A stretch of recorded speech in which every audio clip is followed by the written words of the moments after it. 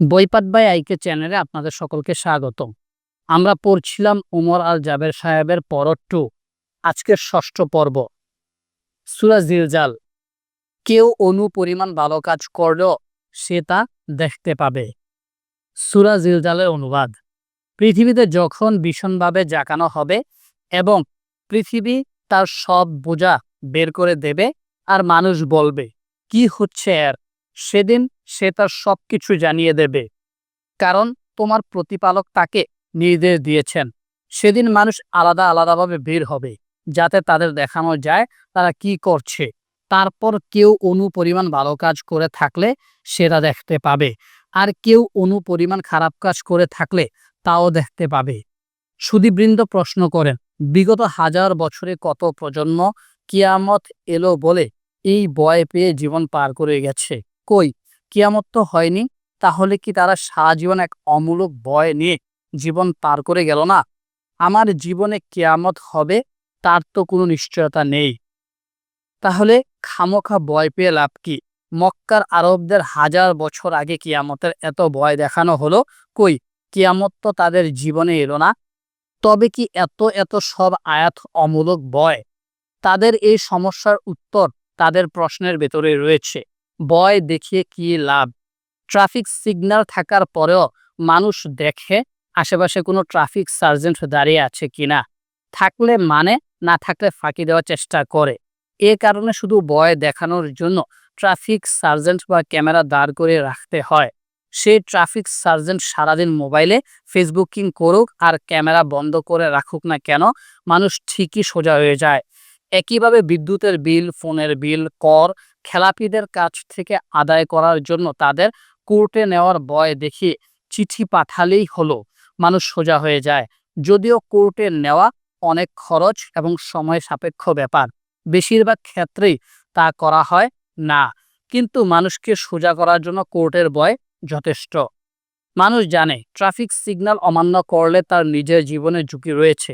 বিল, কর খেলাফি হলে দেশের ক্ষতি হয়, যা তাকেও প্রভাবিত করে। তারপরও মানুষ অন্যায় করে। মানুষের ভালোর জন্যই মানুষকে ভয় দেখাতে হয়।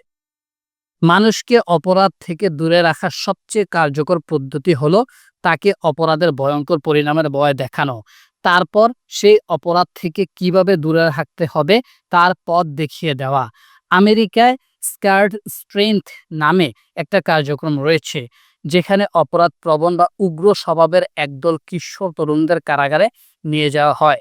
তারপর কারাগারের কয়েকজন আসামিকে ডেকে এনে নিজেদের অভিজ্ঞতা বর্ণনা করতে বলা হয়। যখন সেই কিশোর তরুণরা নিজের চোখে দেখে একজন অপরাধীর কি করুণ পরিণতি, নিজের কানে শুনে তার ভয়ঙ্কর জীবনের কথা, তখন তারা ভয় পেয়ে যায়। সেই ভয় তাদের অপরাধ থেকে দূরে রাখার জন্য শক্তিশালী প্রভাবক হিসেবে কাজ করে। বিগত হাজার বছরে অনেক প্রজন্ম কিয়ামতের ভয় পেয়ে অনেক অপরাধ করা থেকে দূরে থেকেছে, নিজেদের ভবিষ্যৎ নিরাপদ করেছে। কিয়ামতের ভয় দেখানোর উদ্দেশ্য সফল হয়েছে। আগামী যত প্রজন্ম আসবে সবাই এই আয়াতগুলো পড়বে এবং যাদের শিক্ষা নেওয়ার তারা ঠিকই শিক্ষা নেবে।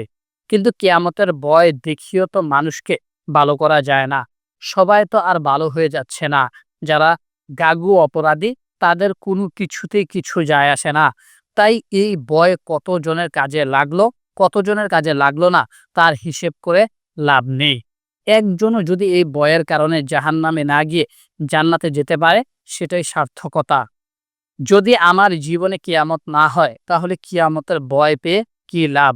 কারো জীবদ্দশায় কিয়ামত হবে কিনা তার সম্ভাবনা 50-50। যে এই প্রশ্ন করেছে তাকে একইভাবে একই গুরুত্ব দিয়ে প্রশ্ন করতে হবে, যদি আমার জীবনে কিয়ামত হয় তাহলে কি হবে? কিন্তু এই প্রশ্ন তারা করবে না। তারা শুধু প্রথম প্রশ্ন করে নিজেকে এবং অন্যদের প্রতারিত করে, যেন কিয়ামত না হওয়ারই সম্ভাবনা বেশি। কিভাবে যেন তারা নিশ্চিন্ত হয়ে যায় তাদের জীবনে আর কিয়ামত হচ্ছে না। তাই কিয়ামতের ভয় পেয়ে কোনো লাভ নেই। এগুলো সবই হচ্ছে ফুর্তি করার অজুহাত তৈরি করা। আসল কথা হচ্ছে এরা ইসলামের নিয়ম মানবে না। আল্লাহর অশেষ অনুগ্রহ, তিনি আমাদের কিয়ামতের বর্ণনা দিয়েছেন যেন আমরা প্রস্তুত হতে পারি। না হলে আমরা কোনো রকম পূর্ব প্রস্তুতি ছাড়াই কিয়ামতের মুখোমুখি হতাম। তখন গিয়ে দাবি করতাম, কই কেউ তো আমাকে বলেনি এই অবস্থা হবে, আগে জানলে তো আমি ভালো হয়ে যেতাম, আমাকে আগে থেকেই কিছু জানানো হয়নি কেন? পৃথিবীতে যখন ভীষণভাবে জাগানো হবে এবং পৃথিবী তার সব বোঝা বের করে দেবে। জালজালা হচ্ছে প্রচণ্ডভাবে নাড়ানো, ভীষণ ভূমিকম্প হওয়া। শেষে জিলজালা যোগ করে একে আরো ভয়ঙ্কর করে দেওয়া হয়েছে।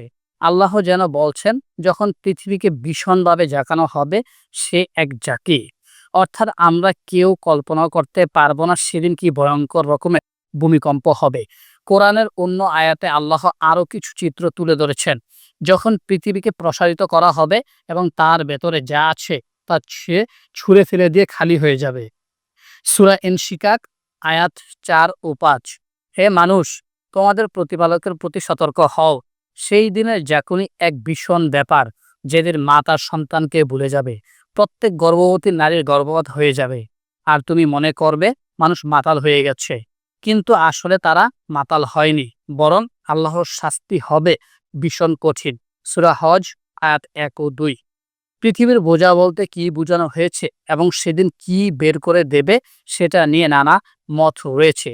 হতে পারে সেদিন কবরে থাকা সমস্ত মৃতদেহকে পৃথিবী বের করে দেবে, যে রকম কিনা সূরা আদিয়াতে বলা হয়েছে, সে কি জানে না যেদিন কবরগুলোর ভেতর থেকে সব বের করে ফেলা হবে।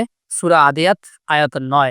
অথবা হতে পারে সেদিন পৃথিবীর ভেতরে সব মূল্যবান খনিজ সম্পদ বের হয়ে আসবে, যে সম্পদের জন্য মানুষ এত ঝগড়া বিবাদ যুদ্ধ হত্যা করেছে, সেসব বেরিয়ে আসবে, তখন তার আর কোনো মূল্য থাকবে না।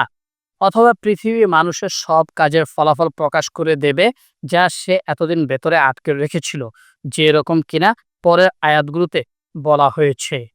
আর মানুষ বলবে, কি হচ্ছে এর? সেদিন সে তার সবকিছু জানিয়ে দেবে, কারণ তোমার প্রতিপালক তাকে নির্দেশ দিয়েছেন।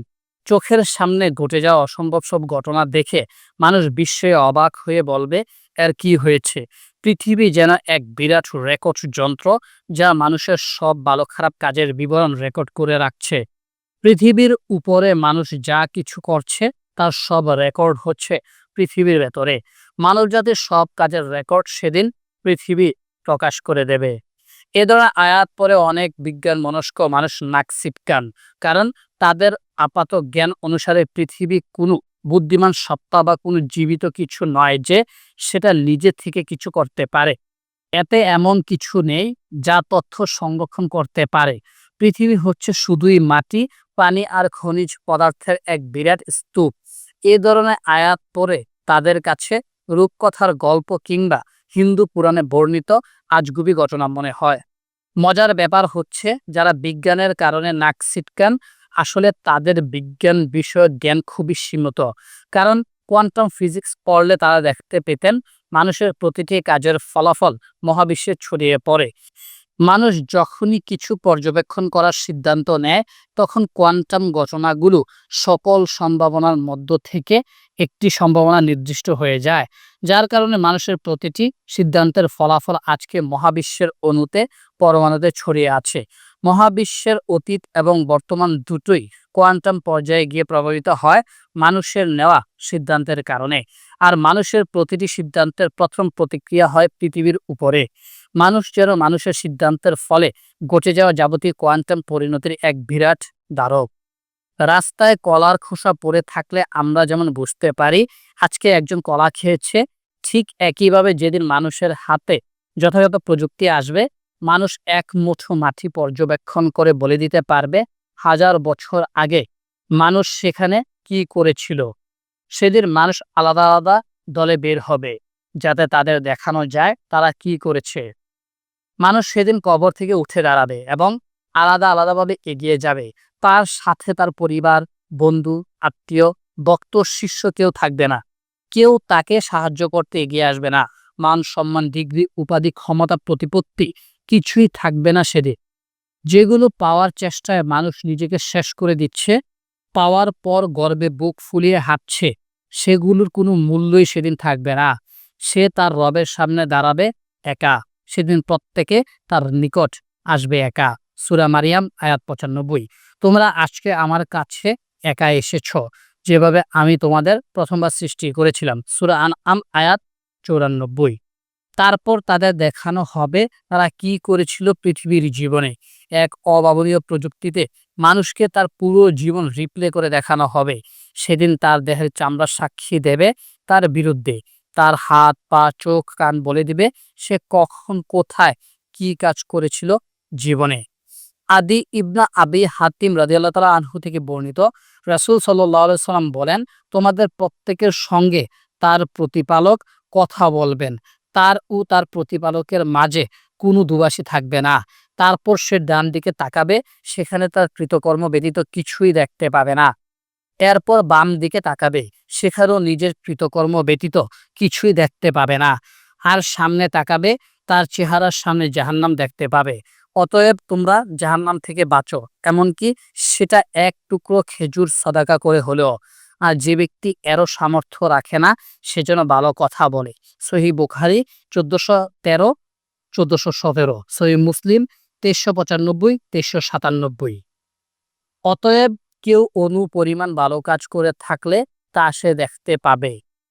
আমরা যেন সামান্য ভালো কাজের সুযোগ পেলেও তা ছেড়ে না দেই। হতে পারে প্রতিদিন করা ছোট ছোট ভালো কাজ জমে একদিন বিন্দু থেকে সিন্ধু হয়ে যাবে, বড় বড় পাপের ওজনকেও হারিয়ে দেবে। এ কারণে এ আয়াতে আমাদের উৎস দেওয়া হয়েছে কোনো ভালো কাজকেই যেন আমরা অবজ্ঞা না করি।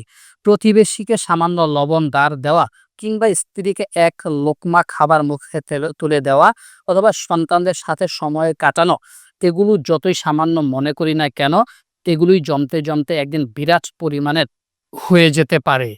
আর আল্লাহ যে কোনো সাদাকাকে 700 গুণ পর্যন্ত বাড়িয়ে দেবেন বলে কথা দিয়েছেন। অর্থাৎ কাউকে 1000 টাকা দান করলে আমরা 7 লক্ষ টাকার প্রতিদান পেতে পারি। কোরআনে আল্লাহ আমাদেরকে বেশ কিছু আয়াতে ভালো কাজের বিনিময়ে বহুগুণ বেশি পুরস্কারের নিশ্চয়তা দিয়েছেন।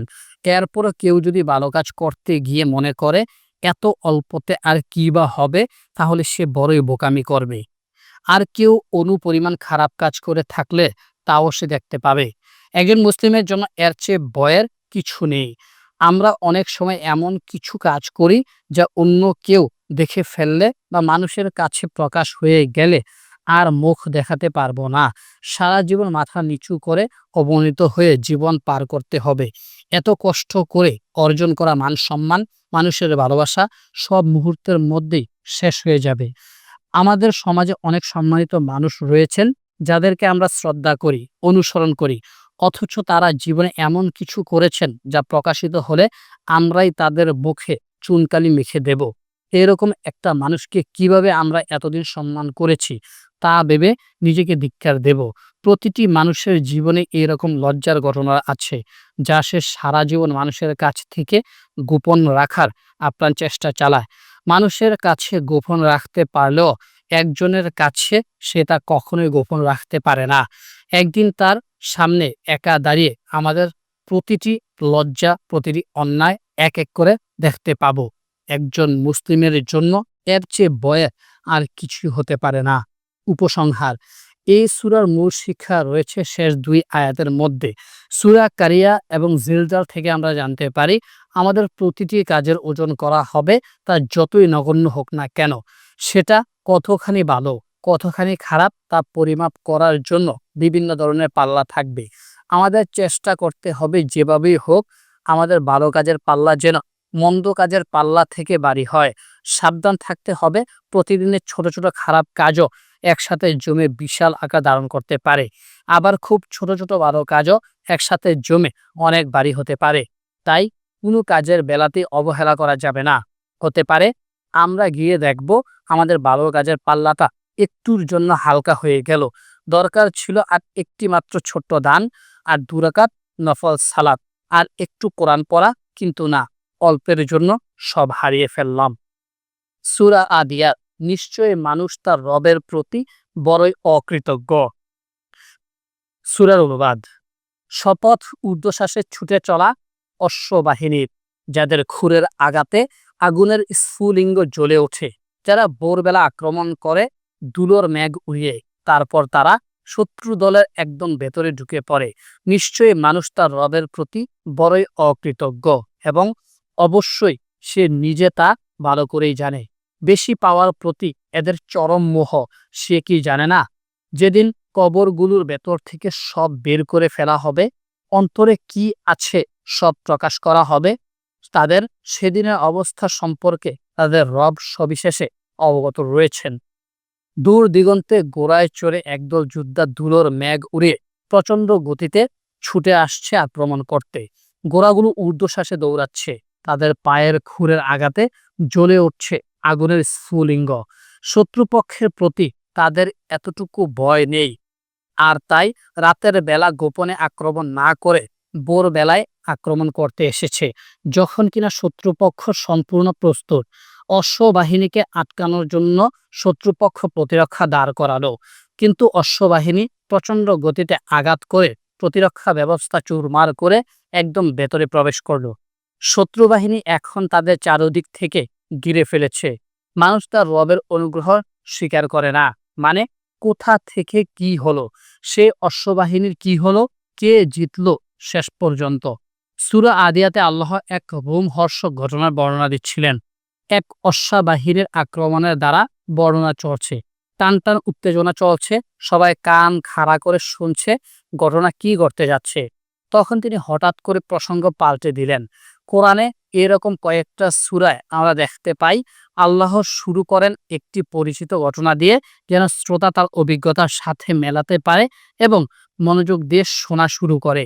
তারপর ঘটনার মোড় ঘুরিয়ে নীতি কথাগুলো বলা হয়, যে কথাগুলো প্রথমে বলে শুরু করলে অনেকেই হয়তো মনোযোগ দিত না। মনোযোগহীনতায় ভোগা একটি প্রজন্মকে কিছু শেখানোর জন্য এটা একটা মোক্ষম কৌশল। অনেকটা আজকের দিনে অমনোযোগী অস্থির প্রকৃতির কিশোর তরুণদের কোনো ভিডিও গেমের রোমহর্ষক ঘটনা বলতে বলতে হঠাৎ করে থেমে বলা, তোমরা তোমাদের বাবা মায়ের প্রতি বড়ই অকৃতজ্ঞ। প্রথমে এই ধরনের নীতিবাক্য দিয়ে শুরু করলে তারা বিরস মুখে হাই তোলে, মোবাইলে ডুবে যেত। যা বলা হতো তা এক কান দিয়ে ঢুকে আরেক কান দিয়ে বেরিয়ে যেত। কিন্তু ভিডিও গেমের গল্প দিয়ে শুরু করার কারণে তাদের মনোযোগ পাওয়া গেছে। তখন কোনো ভালো কথা বললে আর খেয়াল না করে থাকতে পারবে না। যেসব বাবা মায়ের ছেলেমেয়েরা কিশোর তরুণ বয়সে পৌঁছে গিয়েছে, তারা তাদের ছেলে মেয়েদের সাথে কিভাবে কথা বলতে পারেন তার শিক্ষা রয়েছে এই সূরাটিতে। মানুষ তার রবের প্রতি বড়ই অকৃতজ্ঞ। আল্লাহ বলছেন মানুষ হচ্ছে কানুদ। কানুদ বলতে এমন কাউকে বোঝানো হয় যার জন্য ভালো কিছু করা হলেও সে তা স্বীকার করে না।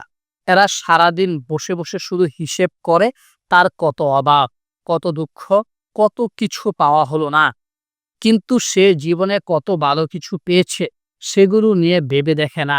সুযোগ পেলেই তার ঊর্ধ্বতন বা অভিভাবককে দোষ দিতে থাকে, এই বলে যে তার এটা নেই, ওটা হলে কত ভালো হতো, তাকে এটা দেওয়া উচিত ছিল, অন্যের তো ঠিকই ওটা আছে ইত্যাদি। কিছু উদাহরণ দেই। ফ্রিজ খুলে সফট ড্রিঙ্ক হচ্ছে, ফ্রিজে ফলমূল, ফলের রস, ঠান্ডা পানি, দুধ সব দেখা যাচ্ছে, কিন্তু সফট ড্রিঙ্কস দেখা যাচ্ছে না। বেশ মাথা গরম হয়ে যায়। দাম করে ফ্রিজের দরজা বন্ধ করে বলল, দুধ ড্রিঙ্কস থাকে না কেন, এতবার বাজারে যাও, একটা সফট ড্রিঙ্কস আনতে পারো না। এ হচ্ছে কানুদ। বাসায় এসে মন খারাপ করে বসে আছে, বন্ধুর হাতে নতুন মডেলের ফোন দেখার পর থেকে তার আর কিছুই ভালো লাগছে না, নিজের ফোনটার দিকে আর তাকাতেও ইচ্ছে করছে না। 2 বছর আগেই কিনেছে, অথচ সেটাকে এখন বাটখারা মনে হচ্ছে। সারাদিন কম্পিউটারে ট্যাবলেটে বসে শুধু নতুন মডেলের ফোনের রিভিউ পড়ছে আর ভাবছে, ইস ওর কত টাকা, ইচ্ছা হলেই নতুন ফোন কিনতে পারে, আমার যদি আরো টাকা থাকতো। এ হচ্ছে কানুদ। টেবিলে খেতে বসে ভাত, মাছ, ডাল, শাকসবজি, তরকারি এত পদের রান্না দেখেও গজগজ করছে। এই একই ভাত, মাছ, সবজি আর কতদিন? নতুন কিছু দেওয়া যায় না। আমার বন্ধুর বাসায় প্রতি সপ্তাহে নতুন নতুন ডিশ রান্না হয়। এ হচ্ছে কানুদ। আল্লাহ বলছেন মানুষ অবশ্যই এক একটা কানুদ। এদের আল্লাহ যথেষ্ট দিয়েছেন, কিন্তু জীবনে যা পেয়েছে তা নিয়ে কৃতজ্ঞতা না দেখিয়ে সবসময় চিন্তা করে সে কি পায়নি আর কত কিছু সে পেতে পারত। এখন এই কথা বলার আগে ঘোড়ার উদাহরণ কেন দেওয়া হলো তা ভেবে দেখা দরকার। ঘোড়াকে একটু খাবার দিলে এবং যত্ন করলে সে তার মালিকের একান্ত অনুগত হয়ে যায়। এই বিশাল দিয়ে অত্যন্ত শক্তিশালী প্রাণীটা তার থেকে অনেক দুর্বল মানুষের প্রতি কৃতজ্ঞ থাকে। অনুগত হয়ে চলে। তার মালিক যদি তাকে যুদ্ধের মতো ভয়াবহ জায়গায়ও নিয়ে যায়, সেখানেও সে একান্ত বাধ্য অনুগতের মতো নিজের জীবনের ঝুঁকি নিয়ে মনিবের নির্দেশ মেনে চলে। তাকে তীর মারা হোক, বর্ষা দিয়ে আঘাত করা হোক না কেন, সে কখনোই মনিবকে ফেলে নিজের জানের ভয়ে পালিয়ে যায় না। মৃত্যুর আগ পর্যন্ত সে তার মালিকের নির্দেশ পালন করে। কৃতজ্ঞতা এবং আনুগত্য কিভাবে দেখাতে হয় গোড়ার কাছ থেকে তা আমাদের শেখার আছে। কিন্তু আফসোস, মানুষ তার মালিকের প্রতি সামান্য কৃতজ্ঞতাও দেখায় না। তার রবের নির্দেশ মানতে জীবন দেওয়া তো দূরের কথা, একটু কষ্ট করে ভোরে উঠে অজু করে ফজরের সালাতটা পড়তে কত অনীহা। অনেকের বেলায় দেখা যায় স্বাস্থ্য, সম্পত্তি, সংসার, সন্তান, সঙ্গ, সম্মান, সম্ভ্রম এগুলোর কোনো একটা বা দুটো যদি না থাকে, কিংবা অন্য কারো থেকে কোনো দিক থেকে কম থাকে, তখনই শুরু হয় হতাশা, আক্ষেপ, দুঃখ, আল্লাহকে নিয়ে হাজারো অভিযোগ। যেমন ধরুন, কারো স্বাস্থ্য, সম্পদ, সন্তান, সঙ্গ, সম্মান, সম্ভ্রম সবই আছে, কেবল সংসারে ঝামেলা, শ্বশুর শাশুড়ির সাথে প্রায়ই সমস্যা, কটু কথা থেকে ঝগড়া, ব্যাস তার জীবনে যেন বরবাদ হয়ে গেছে। যখনই তার সাথে দেখা হয়, 8 ঘন্টা ধরে তার জীবনের করুণ কাহিনীর বর্ণনা। 2-1 দিন পর পর কাউকে ফোন করে 1 ঘন্টা ধরে তার শোক গাথা না শোনালে বুকের পাথর যেন নামে না। সালাতে দাঁড়িয়ে আল্লাহর কাছে কত অভিযোগ, ও আল্লাহ, শেষ পর্যন্ত এই রেখেছিলেন আমার কপালে। আমার বান্ধবীরা কত ভালো শ্বশুর শাশুড়ি পেয়েছে, আমি কি একটু শান্তির জীবন পেতে পারতাম না? যখন আমাদের জীবনে কোনো দিক থেকে কিছু কম থাকে এবং আমরা আশেপাশের মানুষের দিকে তাকিয়ে দেখি তাদের তো সেটা ঠিকই আছে, তখন প্রশ্ন করা শুরু করি, তাহলে আমার নেই কেন? আমি কি দোষ করেছি? কিন্তু আমরা কখনো খুঁজে দেখি না যাদের দেখে আক্ষেপ করছি তাদের স্বাস্থ্য, সম্পত্তি, সংসার, সন্তান, সঙ্গ, সম্মান, সম্ভ্রম এসবের মধ্যে কোনো দিকে কিছু একটা কম আছে কিনা। আমরা শুধু হিসেব করি, আমার যা নেই বা যা কম আছে সেটা আর কার কার আছে। যাদের আছে তারা কতই না সুখী, শুধু আমি হচ্ছি ওরা কপাল। খোঁজ নিলে দেখা যায় তারাও একই কথা ভাবছে, তাদের যা নেই সেটা আমার কেন আছে, তা নিয়ে তাদের কতই না হাহুতাশ। অনেক বছর আগে আল্লাহ যখন ইবলিসকে তার সান্নিধ্য থেকে বের করে দিচ্ছিলেন, তখন ইবলিস একটা খুবই গুরুত্বপূর্ণ শপথ করেছিলেন, যা থেকে তার মানুষকে ধ্বংস করার একটি প্রধান চক্র সম্পর্কে জানা যায়। ইবলিস বলল, তারপর আমি অবশ্যই মানুষের কাছে আসব, ওদের সামনে থেকে, ওদের পেছন থেকে, ওদের ডান দিক থেকে এবং ওদের বাম দিক থেকে। আপনি দেখবেন ওরা বেশিরভাগই অকৃতজ্ঞ। ইবলিস অনেক আগেই বলে গিয়েছিলেন আমরা বেশিরভাগই আল্লাহর প্রতি কৃতজ্ঞ হব না। সে আমাদের ভেতরে অকৃতজ্ঞতাকে বের করে আনবে। আজকে আমরা ওর কথাই প্রতিনিয়ত সত্যি প্রমাণ করে দিচ্ছি। এখন আমাদের কারো জীবনে যদি 10টা দিকের মধ্যে 3টা দিকে সমস্যা থাকে, তাহলে আমরা সেই 3টা দিকও কেন ভালো হলো না তা নিয়ে প্রতিনিয়ত আক্ষেপ করতে পারি, অথবা বাকি 7টা দিকে আল্লাহ যে আমাদের যথেষ্ট ভালো রেখেছে তা নিয়ে প্রতিদিন তাকে শুকরিয়া জানাতে পারি। কোনটা করব তা ঠিক করতে এই আয়াতটি কিছুটা অনুপ্রেরণা দেবে। মনে করে দেখো, তোমাদের রব কথা দিয়েছিলেন, যদি তোমরা কৃতজ্ঞ হও তাহলে আমি তোমাদেরকে আরো দিতেই থাকবো, কিন্তু তোমরা যদি অকৃতজ্ঞ হও আমার শাস্তি প্রচন্ড কষ্টের।